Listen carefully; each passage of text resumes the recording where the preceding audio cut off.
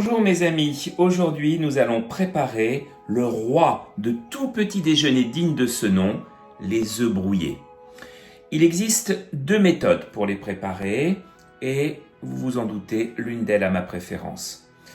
Les œufs brouillés à l'anglaise où les œufs sont préalablement battus puis versés dans une poêle avec un peu de matière grasse et constamment remués à la cuillère.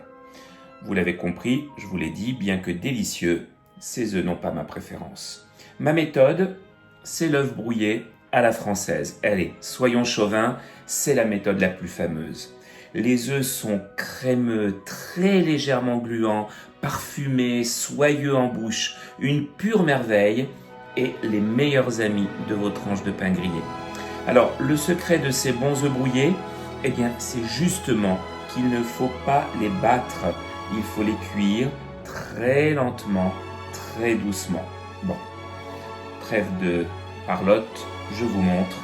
Allez, c'est parti, on file derrière sur le comptoir.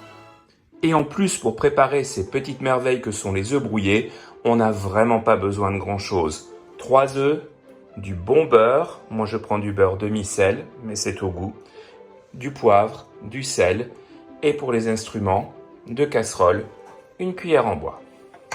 2 casseroles, une plus grande avec de l'eau au tiers et une plus petite qui viendra à l'intérieur de l'autre casserole. Vous l'avez compris, le secret de la cuisson des œufs brouillés, c'est le bain-marie. Dans la petite casserole, on va casser nos 3 œufs.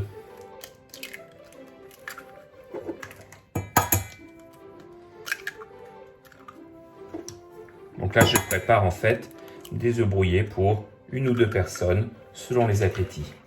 Donc on a cassé les 3 œufs et là avec ma cuillère en bois je vais percer les jaunes et surtout je ne mélange pas, je ne bats pas, je les casse simplement comme ceci et j'ajoute le beurre. Alors moi je vais mettre 3 petites noix de beurre comme ceci, mais évidemment c'est au goût, donc on les met dans les œufs. Vous pouvez en mettre plus, je pense que raisonnablement 3 noix de beurre comme cela, ça suffit largement. On sale un peu, pas trop dans mon cas parce que j'ai du beurre demi-sel, et on met un peu de poivre du moulin. La quantité, c'est au goût, moi je n'en mets pas trop. Et pendant que l'eau bout, on peut ouvrir la fenêtre et écouter les petits oiseaux, regarder le beau soleil. Voilà, une jolie vue sur le jardin, si on a la chance d'en avoir un petit jardin parisien, tout muré, tout enfermé. Mais voilà, c'est comme ça, c'est la vie dans la capitale.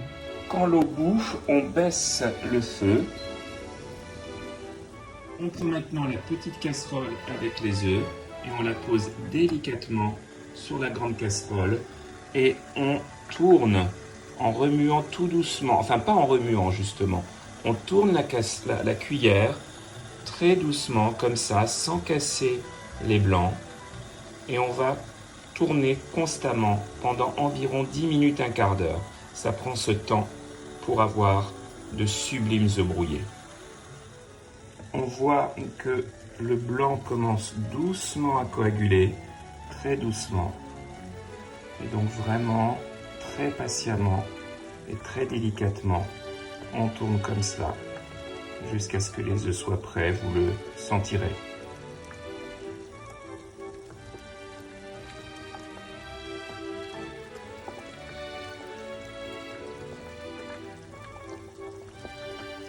Vous voyez, ça commence à coller un tout petit peu au fond de la casserole. Le blanc ne se mêle pas complètement au jaune. Donc ce n'est pas du tout une omelette, hein, c'est justement l'inverse. Et ils sont prêts. Et voilà mes amis, nos œufs brouillés à la française qui sont magnifiques, une texture parfaite. Et vous voyez que le blanc n'est pas complètement amalgamé au jaune et c'est ce que l'on veut. Vous le servez évidemment avec une belle tranche de pain. Ici j'ai une très belle meule de campagne. Il ne reste plus qu'à déguster et à vous souhaiter un très bon appétit, vraiment ça pour le petit déjeuner. Délicieux. À très bientôt sur ma chaîne les amis.